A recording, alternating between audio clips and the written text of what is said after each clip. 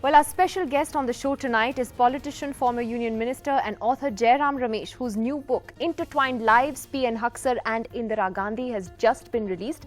The book is a biography of the man who was India's most powerful civil servant, who influenced Indira Gandhi's key decisions in the 60s and 70s and became her moral compass. That was before they famously fell out.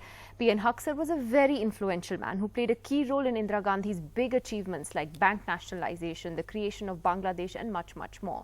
And Jairam Ramesh is here in the studio to talk about that and much more. Thank you very much, Jairam Ramesh. Thank you. Many congratulations to you first. It's quite a big book. What made you decide on writing about PN Haksar? Because it's very unusual. I was actually surprised no one had written about him so exhaustively before. But what made you decide that? Well, he left behind an extraordinary treasure trove of papers. His archives at the Teen Murti, at the Nehru Memorial, is truly extraordinary and unparalleled. And therefore, it was a story waiting to be written. Not only that, but he played such a decisive role in the 60s and 70s in each of the magnificent achievements of Indira Gandhi. The nationalization of banks, the abolition of princely purses, privy purses and princely privileges, the ideological split in the Congress party in 1969, the creation of Bangladesh, the war with Pakistan in 71, the Simla agreement of 72, the agreement with Pakistan and Bangladesh of 73, the opening of Iran again in early 73. So each of that from 67 to 73, which really saw Indira Gandhi at the zenith of her power, the magnificence of her achievements, he was really her alter ego. He was her ideological compass, and they shared an extraordinary relationship.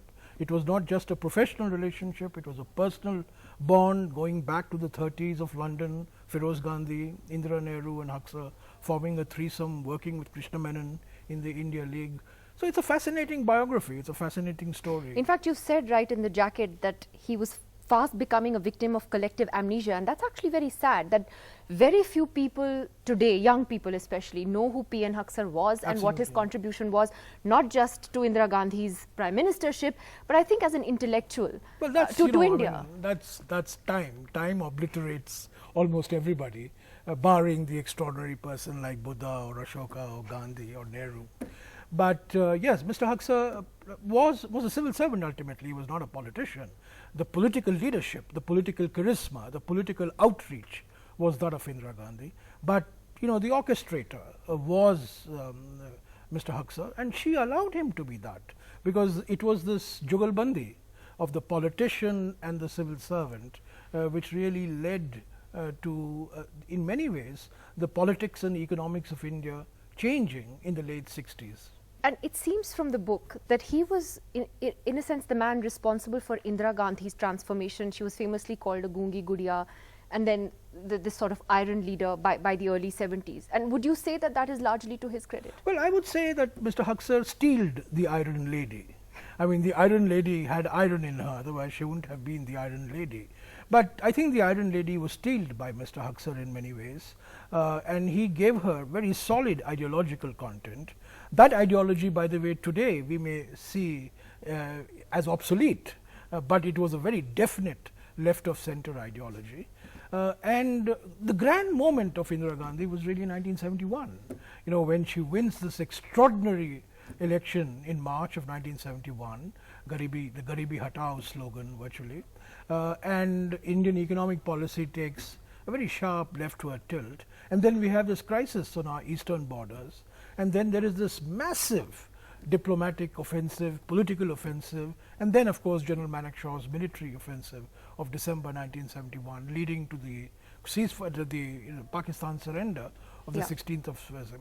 And in between we had the Indo-Soviet Treaty of August 1971, and this truly remarkable meeting between President Nixon and Indira Gandhi, where Kissinger and Haksar were present, where Indira Gandhi was at her courageous best, and she really got the better of both Nixon and Kissinger combined. She did, and PN Haksar obviously was a witness to much of history in these decades, and one of them was of course the Shimla Agreement as well, and you've written about that. Do you think that was a missed opportunity? No, I think there's a lot at that time to settle the issue with Pakistan. No, I think there's a lot of retrospective angst on Simla, what happened after 1972.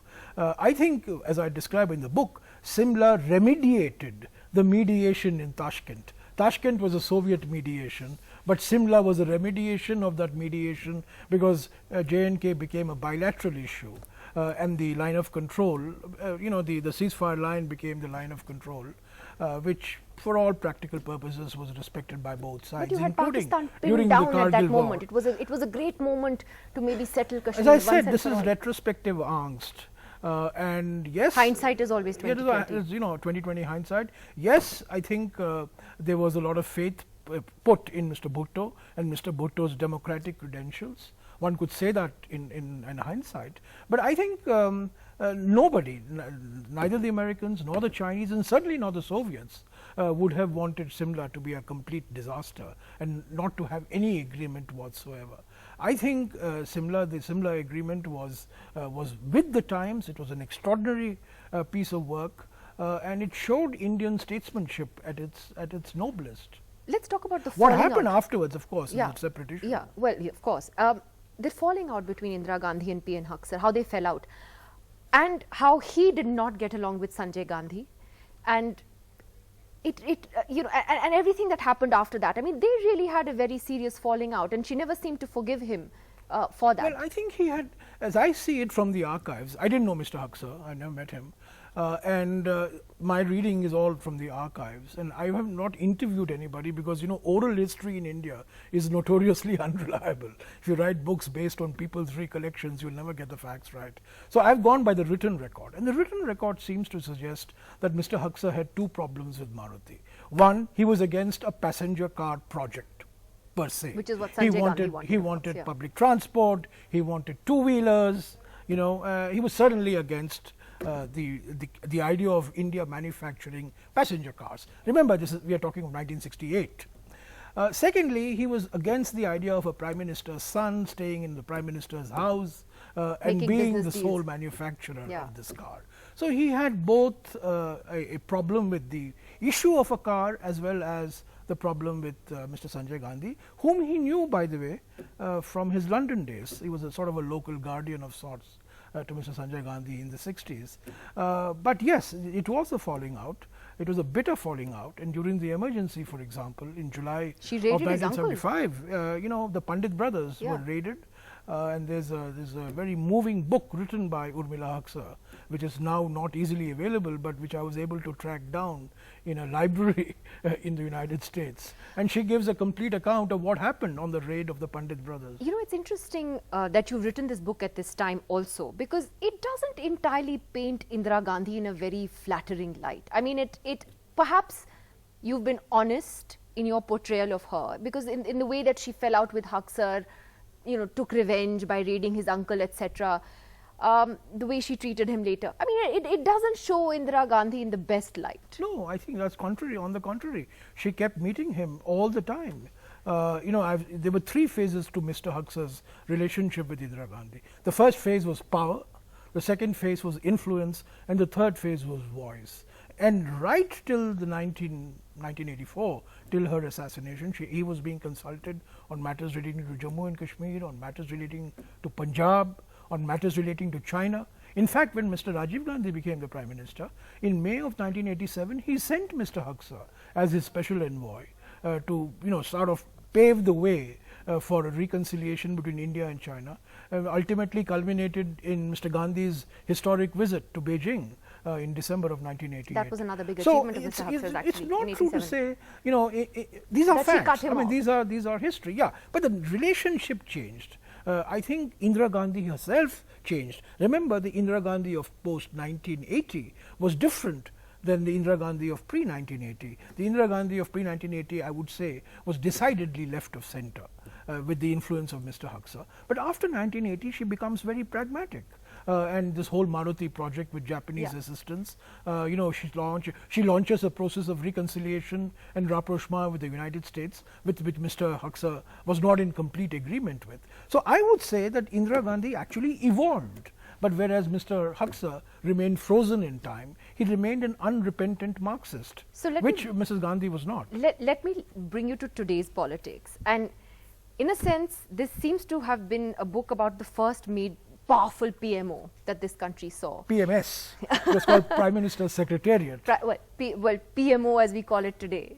If you were to draw comparisons between that PMO and today's PMO, do you see any there's no figure like Haksar, of course. I think every prime minister requires a Haksar who can tell truth to power.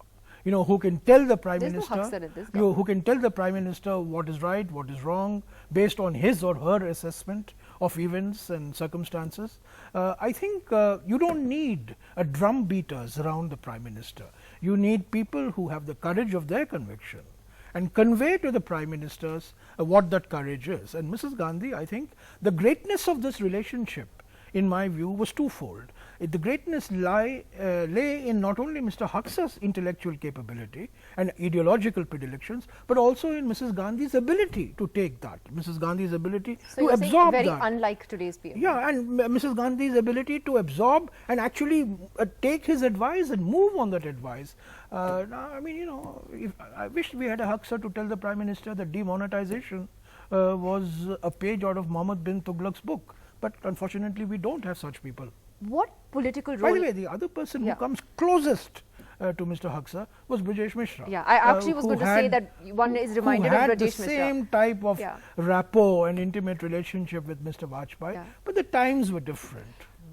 Will we see you playing a prominent political role ahead of next year's general election in the Congress party? Well, I'm a member of parliament. But you've headed the campaign committees in the past. What about this time? We're all, I mean, this is going to be a collective effort, and I think the winds of change have already started blowing. It is not, it's by no means certain that the BJP and Mr. Modi is coming back to power. In fact, there are strong undercurrents. There is increasing disenchantment, disillusionment, disappointment. But what will your role be? And well, I'll be part of the the party's campaign. I mean, it's not going to be one individual. I mean, the leadership is going to be that of Mr. Rahul Gandhi because he's our president. But it has to be a collective effort, not only of people here, but in each of the individual states. I was coming to that, which is that how do you view this attempt to bring the entire opposition together? Because there are also strong murmurs, and today Mamata Banerjee had her party meeting where she attacked both the Congress and the BJP. There are strong murmurs that some parties would rather see the Congress play a secondary role in any alliance, that the Congress may have to take a step back and let somebody else take the lead. Is that something you see happening? The Congress has to play a pivotal role. I mean, no non-BJP government is possible without the fulcrum being the Congress party. The Congress party will be pragmatic. It will read the situation, and for example, in Karnataka, we were double the strength of the JDS, but yet we allowed Mr. Kumaraswamy to be the chief minister for a full term, and we announced a pre-poll alliance with the JDS, which is somewhat unusual, and therefore I think the Congress is pragmatic, but we're a national party. We can't cede space in state after state to regional parties. We are a national party. But are you assuming that you would automatically have a leadership role in the opposition alliance? I think that's different. Right now the leadership role is a secondary role. The real issue is to come together on programs. The real issue is to have a positive agenda. There is a desire for change. We have to articulate that desire for change in terms of a positive agenda for governance. The leadership will take care of itself. I think right now the priority is to ensure that in 2019 that you have a non-BJP government at the center, not headed by a person like Mr. Modi. All right, Jairam Ramesh, great to talk to you as always. Intertwined Lives, that is the name of the book. Once again, we're holding it up for you. It is a terrific read. Do have a look. It's a long read, but a good one.